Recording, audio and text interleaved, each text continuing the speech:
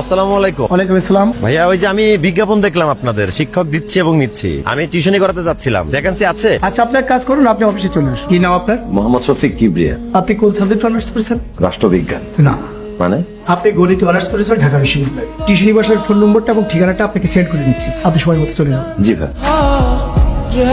আপনি কোন বিশ্ববিদ্যালয় থেকে ম্যাথে মাস্টার্স করেছেন? জি, আমি কেশবপুর জাতীয় বিশ্ববিদ্যালয় থেকে রাষ্ট্রবিজ্ঞান অনার্স করেছি। আপনি ম্যাথের স্টুডেন্ট না? জি না। আমার মেয়ের জন্য ম্যাথের টিচার দরকার। কোন রাষ্ট্রবিজ্ঞানের স্টুডেন্ট দিয়ে আমি আমার মেয়েকে পড়াবো না। আপনি প্লিজ আসতে পারেন। কিন্তু ম্যাম, আমি তো 4th গ্রেডের ম্যাথ করাতে পারবো। আপনি প্লিজ আসেন, আমি সোহাগ স্যারের সাথে কথা বলে নিব। Ma'am, I have done honors in political science, that's fine. But I can do 4th grade math very easily. You don't need to do honors or masters to do 4th grade math, ma'am. I can do it. ভালো থাকবেন, আসি। उसको सीने से लगा कर रो पड़े, उसको सीने से लगा। এ বাবা, দুদিন ধরে কিছু খাই না রে বাবা। আচ্ছা, আমিও না খাওয়া। আচ্ছা, এই 50 টাকায় আছে, চলেন দুজনে মিলে কিছু খাই, আমি আর আপনি।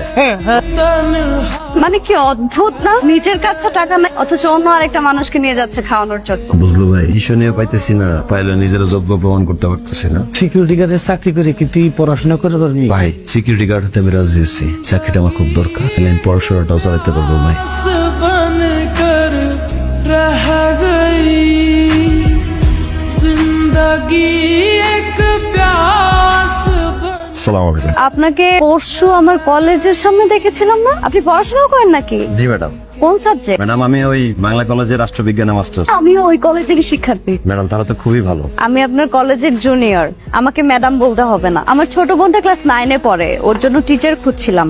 আপনি কি ওকে পড়াতে পারবেন? অবশ্যই পারবো, আমি তো টিউশনই খুঁজছিলাম। আমার বোন কিন্তু ক্লাস 9-এ পড়ে, 9-এর ইংরেজি পড়াতে পারবেন? ম্যাডাম, আমি ক্লাস 9 এর সব সাবজেক্ট পড়াতে পারবো। ঠিক আছে। तन्हा रह गए दिल के अरमासूं में बह गए। স্যার, আজকে কিন্তু আপু বাসায় নেই। তো না মানে মনে মনে যদি আপুকে খুঁজেন তাই বললাম। बह गए दिल के अरमासूं।